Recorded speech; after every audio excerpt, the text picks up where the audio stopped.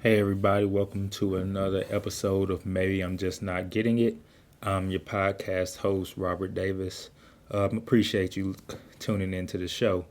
Before we get started, I just want to take a second to plug myself. Instagram is RTD underscore III. Facebook is Robert Trey Davis III. The podcast is on Spotify, Apple Podcast, and I believe iHeartRadio. If you listen to it on a different medium, or if you want it on a different medium, just let me know, and I'll see about getting it put on there. With that being said, like I said, I appreciate everybody for tuning in, and we'll start the show. So, what I wanted to talk about on this episode has kind of been, it's really been kind of like big news in terms of the Epstein file, the Epstein list type of situation, right?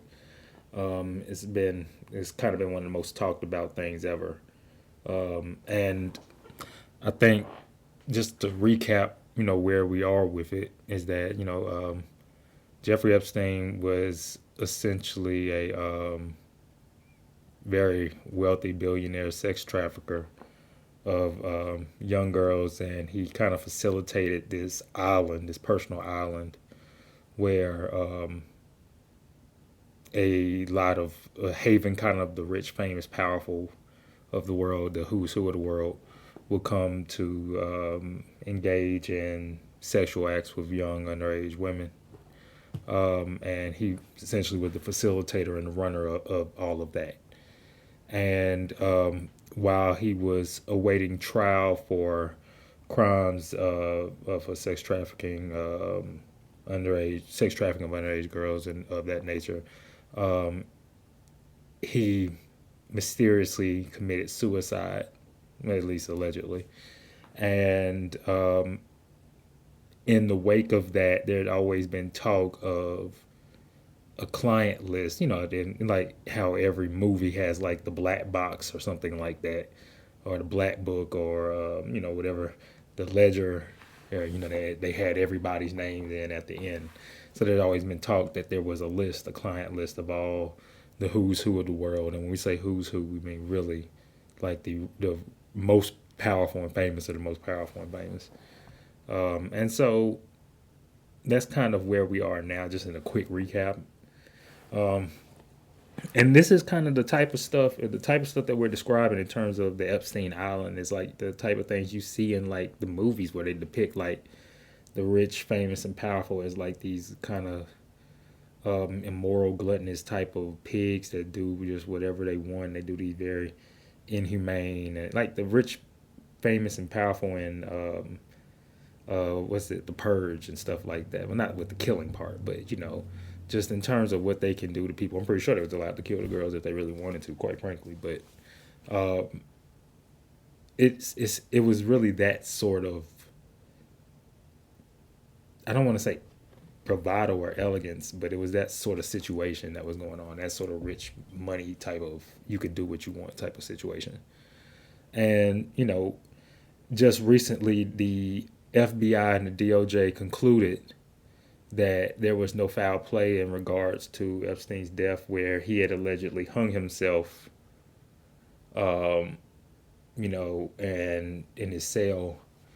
And there's dispute to whether, from the position of which he was hanging off the bedpost, if he was able, not the bedpost, but where he was, if he was able to actually hang himself. I think it was the bedpost. If he was actually able to hang himself from that, for where he was laying at.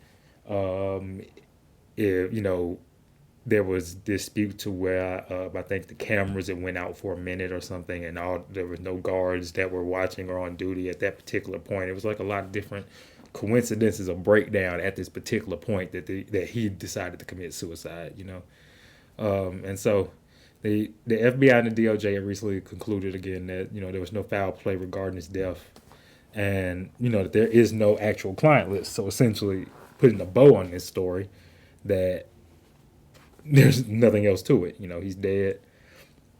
The operation is over. His girlfriend, I forget her name, Ghislaine Maxwell, I believe. She was in custody, I think, and been sentenced. But and she was kind of like his right hand. Essentially, they I guess gotten what they wanted out of her. But yeah, so that's kind of where we are with that. And so, when I talk about kind of why this matters for a minute, I think first is a lot of people feel like, and rightfully so, that this is another example of kind of like the government blatantly lying. Blatantly lying in the face of the American people and in a way that is insulting to their intelligence. Um, and I think, we'll talk about later all these different examples of kind of like why that exists. But I think just that matters in a sense of people are getting tired of it. And it kind of comes to more evidence as to why people are skeptical towards the government in general. The government, the society, everything really. And when you see things like this, where a lot of people were feeling as if there would be finally a comeuppance for the corrupt amongst the rich and famous and powerful. I don't think people want the rich to the eat the rich movement type of thing. And I talked about this in the past, I believe. The eat the rich movement, I don't believe really it focuses completely on wealth. At least I hope it doesn't. From a moral standpoint, I think it focuses on what we believe a lot of people in extreme wealth had gotten. I mean, had have done to get it, which would have been extremely immoral, which making them a bad person. But we'd hope that if somebody is a good person and wealthy, that there's no bad will upon them or no wish that they don't have that wealth.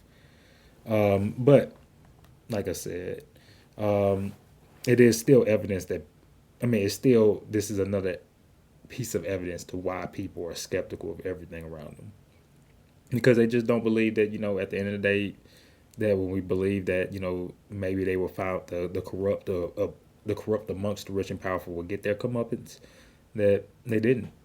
It's just swept under the rug blatantly. And I mean, and it's just again, it's another example of just what the rich and the powerful can do, what they can get away with, and really to never underestimate the levels of corruption that they can span to, or the levels that they can reach, that corruption can reach. It can reach anywhere. And when we talk about the rich and powerful, we talk about literally. I mean, there have been, again, we'll talk about it more later, but leaders of government, church, business, entertainment, culture, all like everywhere. I mean, that have been at these things. They've been engaging in these acts that have been, associated with this man. The president, Trump, is a close friend. He's tried to distance himself, but there's been many pictures. To assume that he's not on the Epstein list and not heavily probably involved in the Epstein list would be, asinine at least. Like, so, we just kind of, and again, it's just another example of what the rich and the powerful will do to keep themselves insulated from any sort of harm. And I think on a more important note, I don't know if it's a more important note, but it's a just as important note. And I hope in talking about this topic, that I don't stray away or that it doesn't come out of me not thinking about this particular thing I'm about to talk about as the kind of the most major point of all of this. Is that this is just another example of us not caring about kind of sex trafficking in general. And sex trafficking, pedophilia in terms of, I mean, there were probably young men there too to a degree, but young women specifically, violence and kidnapping of women, all of these things. Like, I believe, this is in another example in terms of even just how it's been reacted to. People wanted to know, oh, they want the client list. We want the client list. We want to see who was there because we want to know who was involved in these acts. But nobody wants to know. I don't want to say wants to know who the victims are because that's not particularly our business to know that. But want to know how, what happens to these victims. What did they have to go through? what type of crazy mental crap is that to what if they knew some of these people, not known them like personally, but like some of these rich famous people, like, oh, like a celebrity, and I was a fan of this person, and now they're sexually assaulting and they're raping me, like, you know what I'm saying? Like, I used to watch their movies as a kid, and I see that they're at this party engaging in this. Like, what type of mental impact? And that ain't the only impact, obviously. But like, what type of mental impact does that have? You know, what happens to them? Are they in a good place, or how are they at a place, or how are they being treated now? And I don't think anybody really cares about that. It's just caring about, well, who are the rich and the famous there. Um, and then, as much as we talk about pedophilia in our culture, it's in this sense, it's still, we want to know who the famous were to know, to say, oh, they're in trouble for doing it. But I don't think it. I think the talk about why there's such a demand for this market of young women specifically. I mean, sex trafficking women in general is wrong, but why there's demand for underage women, I think, is something that we need to discuss as well. Um, and then it's just a reminder of how the world truly works in favor of those with power every time. In terms of just, even when it seems like everything, you can do everything right, you went above and beyond, you know, all the luck was on your side, they'll still find a way to come out of it in one way or another, and be without having to really lose, you know? Um, and so, to kind of dive into some, I guess, some examples of what we've been talking about. First thing that we talked about was Epstein in the kind of the suicide thing, and like, just in my personal opinion, I think it's silly to believe that he committed suicide. Um, Now, I think it's silly to believe that he committed suicide in the way that he did. You know, and with all the coincidences that happened, you know, you can't have a breakdown in the guards where they would be on suicide watch to be there in case something happened. You, but they weren't there. Cameras weren't working, so you can't tell what happened at that particular point in time. 1 minute, you know, I think they said it was out. Um, and again, they talked about the way from the angle that he hung himself, I think, off the bed rail or something like that, and just how it wasn't feasible, or it seemed very unfeasible for him to be able to do that. I think, I mean, and even just in the concept of what he's awaiting trial, he didn't seem to have expressed any suicidal beliefs or traits at that point. And according to the government, there was no list, there was no evidence really. I mean, there was evidence against him, but it wasn't the evidence that essentially people thought it was or believed it to be. So, I mean, he had a good shot at least of not, you know, going to jail or not getting put in for all the stuff that people thought he would. So why commit suicide, you know? And why at that specific time? I think, you know, just in talking all that, obviously it's like you have to kind of be like, come on now. But hey, um, I think our country kind of. Uh, One other thing I want to talk about is, and I kind of spoke about this with the pedophilia thing, is I think our country kind of fanaticized this because we kind of have a fanatic type of hatred towards pedophilia and pedophiles, even though for some reason it's still one of the most prevalent type of issues in our country in terms of within family and domestic relationships, in terms of within, you know, mentor mentee relationships, in terms of within educational relationships, in terms within social societal relationships. It's still very prevalent, but we say that we hate it, yet it still exists in a lot of different ways.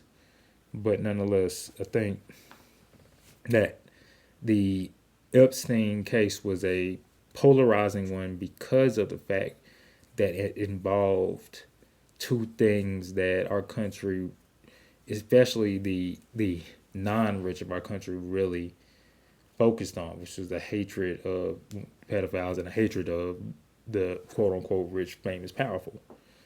And I think those two, in this case, blend hand in hand. And it was why it became such a polarizing case. And it was one of the few times that people believed that there was something tangible that they could see, not like some imaginary force, not like some, oh, they lost some stock market money that they'll get back in a year or something. Like, this was one of the first times that they saw tangibly, that they thought there was something tangible that they could be convicted and tried upon, shamed upon, and it could weed out high level corruption amongst the world. And I think a lot of people hope to give it a reset of some sort. I think that sort of hope is a little bit silly itself, but that's what I believe some people really thought. And it goes back to this concept of where I kind of mentioned to before, like when the powerful are in trouble, people want to see them hurt. Like, I mean, when we feel like they're actually reeling from something, like, oh, like you actually may add a chink in the armor, like you want to see blood. And I'm not saying that's right, because I'm not saying that's right. Really, I'm not, because it is based upon just who they are and not what they've done to a degree. But if they have done wrong, then whether that hatred of it or whether that bloodlust is wherever the source of that bloodlust comes from, it doesn't change the fact that they still need to be punished for this. And so, in this particular instance, I think while the bloodlust for the rich, famous, powerful to be kind of reprimanded for this and caught in this was strong and was kind of not overly strong, but kind of like more, I guess, yeah, kind of a fanatic type thing. It was still justifiable in the concept that, hey, if they did do this, then all that hatred is still justified, whether it's over the top or not. And like the list, the client list, the black book type of thing, right? So many people before the FBI and the DOJ came out making this statement, this conclusion on their investigation, I should say. So many people reference this list, including people in government. What are we going to do with the list? Oh, we don't know. That's something that they're going to have to figure out. So many people spoke about this, including people within the FBI, including the FBI director, Patel. I'll talk about him later, but including him. And like, so many people spoke about this in terms of kind of a hush hush. We don't know, you don't know who's on it. The president spoke about, well, we don't know who that might impact things. We can't know what we're gonna release because he'd be on it. But like, just to say, oh, now it doesn't exist, like, is to suggest that everybody fell for the Mandela effect. Like the thing where they say that nobody can remember a movie called Shazam where Shaq played a genie, or was it Shaq or Sinbad played a genie? Shazam, yeah. Like, I think it was Sinbad played the genie, and like nobody can remember, yeah, because that's Shazam, yeah. But nobody can remember when Sinbad played the genie in a movie, but everybody remembers a movie where Sinbad played a genie, or the Shaq. I forget which one, but y'all know what I'm talking about. Nonetheless, it's the concept of everybody remembering something that isn't real. And it's like, but we swore it's there. And it's like, no, it never was. That is, I mean, while that is a true thing that happens, this ain't that. And to suggest that it's just that, it was just this myth that everybody just believed was real, and people thought they saw. Everybody thought they saw something, and everybody was aware of what they thought was real. It's just silly. And to suggest that man, Epstein, as as a billionaire, as business savvy as he was in terms of dealing with these people, and as cutthroat as rich people can be in terms of keeping stuff on each other to make sure if I go down, you go down with me. There's no way he didn't have a client list, or he didn't have a black book of dealings, comings and goings, tapes, audios, something, so that if something came out, he was protected. And if he didn't have that, then they wouldn't have killed him, or he would be alive. He wouldn't be dead. So that's what I think. And like the list included, again, you got to talk about, like, when we talk about that's why they killed him, because like the people on Epstein Island, just again to reiterate, this is the most rich, famous, and powerful in the world.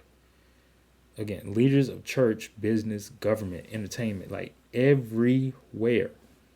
And for a long time, not just like for a short amount of time, we're talking about for decades. Like, this was something that was going on. So,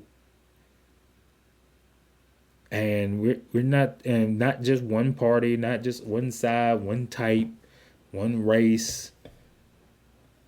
Primarily, the race, but not just them. Like, this was everybody. It's like when you get rich for some reason, you become immoral. Maybe that's part of what the contract is to get it. I don't know.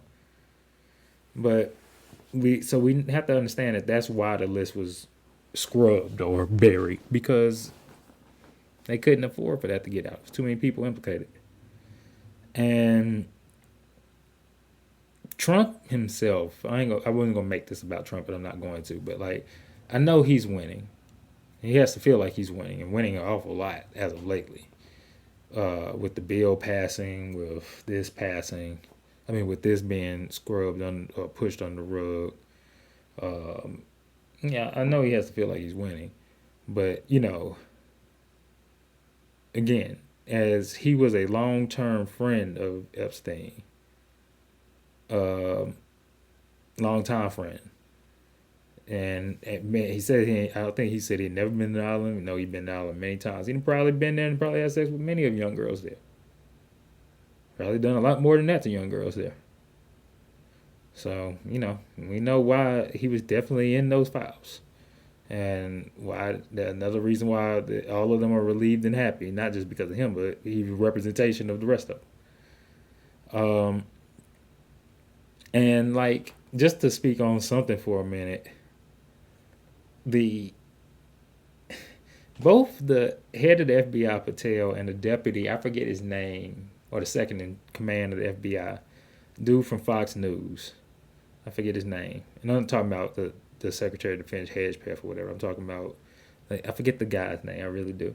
But they were supposed to be these, like, we're going to drain the swamp, we're going to find corruption. And this is one of the biggest examples of corruption. And I know that they have kind of hung their head in shame. And I don't want to talk about just them. They're representative of a lot of people in these investigative and authoritative branches of government that are implicated in the covering up of this and the making of this go away.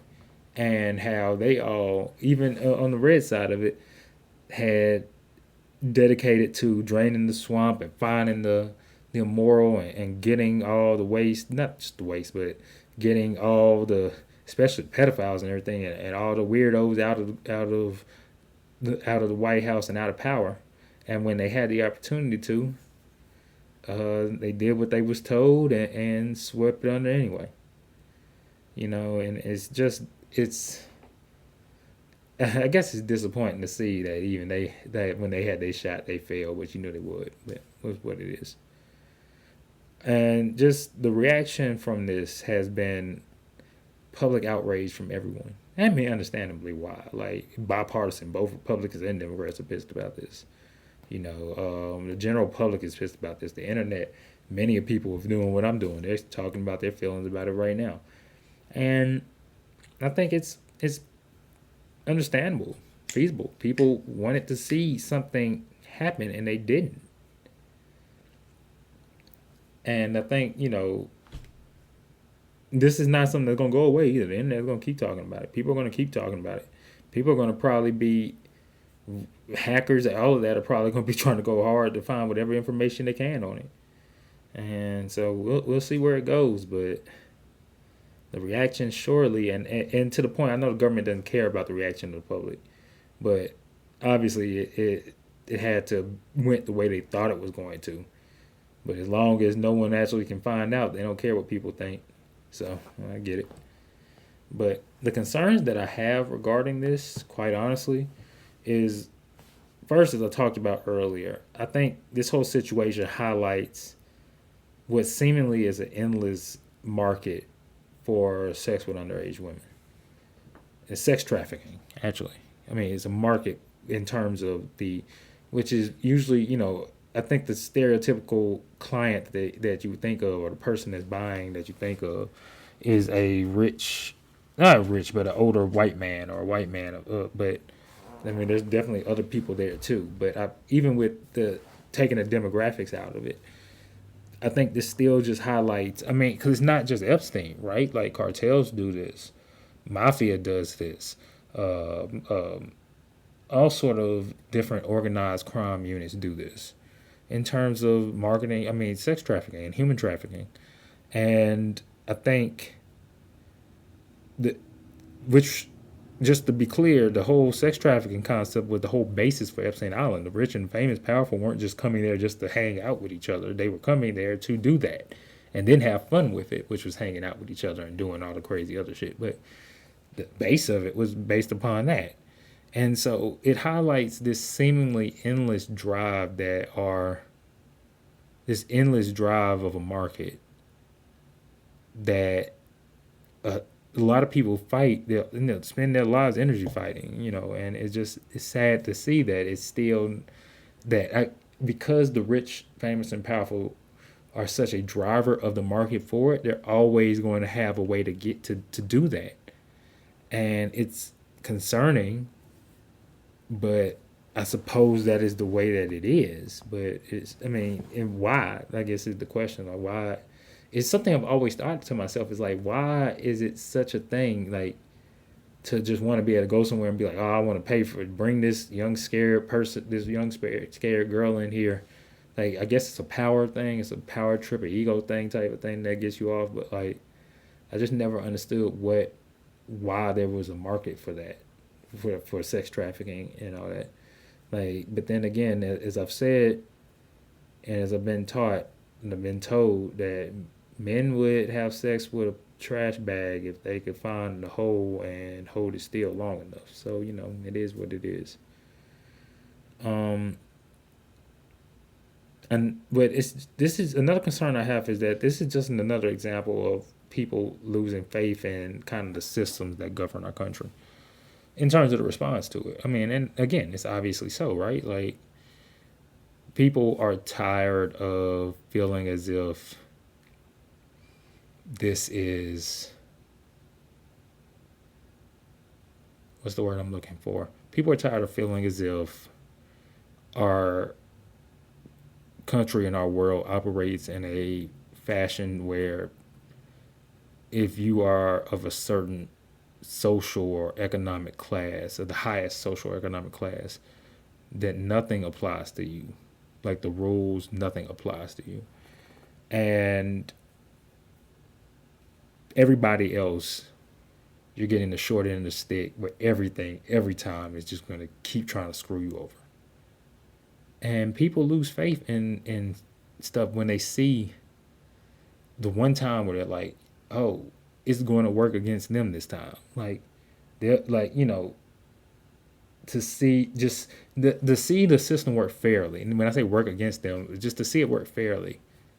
And when you don't, and you already thought it wasn't, but your hope got up because you finally saw something tangible. You finally saw something. It was like, oh, damn, this could actually happen. You could actually, like, you might see a change in the world. We might see, like, the rich, famous, and the powerful, like a chink in their armor. Nope. And it's understandable that people have lost faith in the system that governs our country, but it is concerning because when people lose faith, the nation goes. Like, you know what I mean? And I think when you take it, or when you don't have faith, you have nothing else to lose. So I think we have to worry about where people are, not just following this, because they'll get over this, but just in terms of just where we are and as a nation right now. And when we see, like I said, the Trump's bill, which essentially is one of the biggest transfers of wealth from the lower and middle class to the upper class. And then we see the upper class getting away blatantly with crimes. We see upper class, getting, in terms of that bill again with a tax break, and we saw with the upper class in terms of COVID get huge amounts of money. It's just getting to be a lot. And it's concerned, where people are just fed up. And the rich and the powerful are becoming more emboldened, I believe, to just blatantly do stuff and just be like, oh, they can't do anything about it anyways.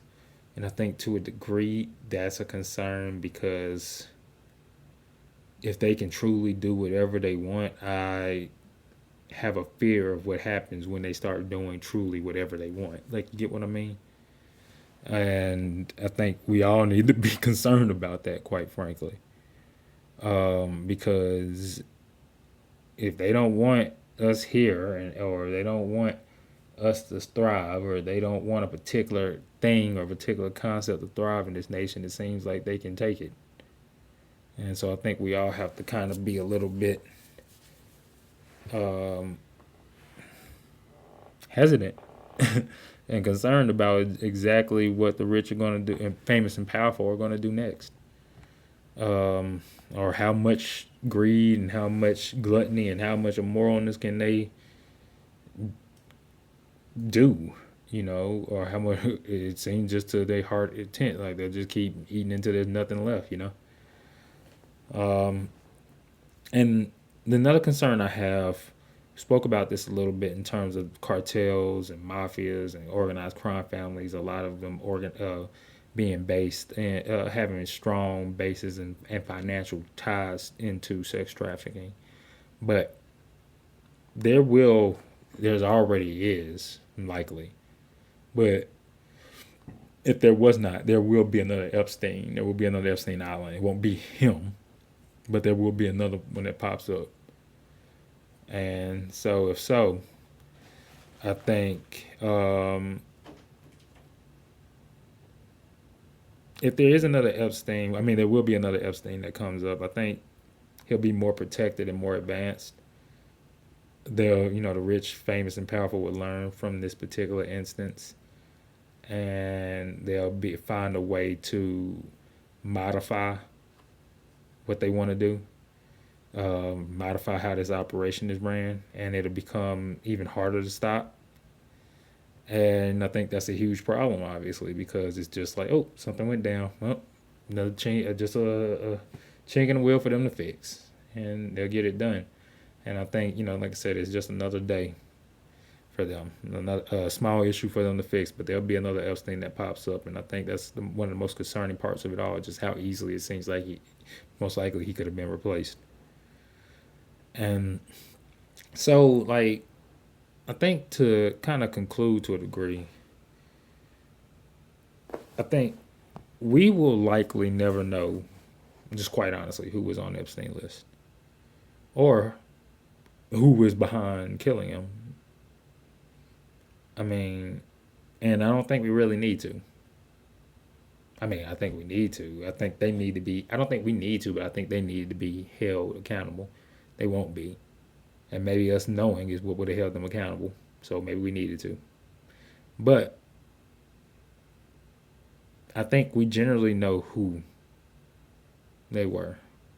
No, we can't specifically be like, oh, this person, but, and that's the hard part about it. But we know who in a general sense of where was at these events. And we also know why he was killed. Might not know who killed him, who put the hit on him, who actually did it. and might not know those answers, but we know why he was killed. So I think we have to take that, at least in terms of what we've been given, what we common sense can put together, and just kind of take that for what it is. Um, this whole thing. I think it was not solely about wanting to see the powerful bleed, and just to reiterate that, I think people wanted to see the corruption amongst the rich, famous, and powerful, which often is a lot of them, to be ended, to be dealt with, to be purged. And it wasn't about just seeing, all of those in a successful situation, all those, but those that was associated with this individual, that was associated with what he was doing, and yes, they need to be held accountable, and to the highest degree. And I think that, if it's just that disappointment that comes when it didn't happen, and for the cover up to be this blatant and this obvious, I think it felt like, it feels like a lack of effort, and a lack of effort out of disrespect for our intelligence. Not because they don't think that we can't figure it out. They just know that we can't do anything about it. So what does it matter? Like, why even try to put a story together? Why even try to do anything? Just, nope, didn't exist. Because they can't do anything about it anyway. It's that sort of slap in the face that makes you say, just damn, like, really? And it goes back to why people want to see the powerful bleed, because they want to see that high level of corruption ended. But I think people are tired, obviously, of the powerful always being protected. And it becomes deplorable and unjustifiable. It's always unjustifiable, but it becomes truly deplorable when the corruption is this obvious, when the corruption is this blatant. I think people are just like over it, in terms of faith in the country, or faith in, just justice. I think not in the country, but faith in justice, faith in fairness, faith in people getting kind of the just due is just not the case. I think, to the, like, I remember, I wanted to say a quote of a rap lyric, but I don't think I can say it correctly or remember it correctly.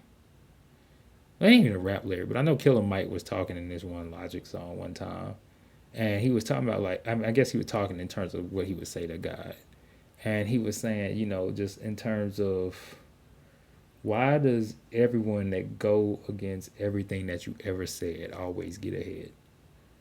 And I think that's the kind of the thing to leave with, because it's just, the more things change, the more things stay the same. And so I appreciate you all tuning in to the episode. Again, this is the Maybe I'm Just Not Getting It podcast. I'm your podcast host, Robert Davis. Again, follow me on Instagram, RTD_III, Facebook, Robert Trey Davis III. Again, the show is up on Apple Podcasts, Spotify, and iHeartRadio. All right, appreciate y'all. See you next time. Out.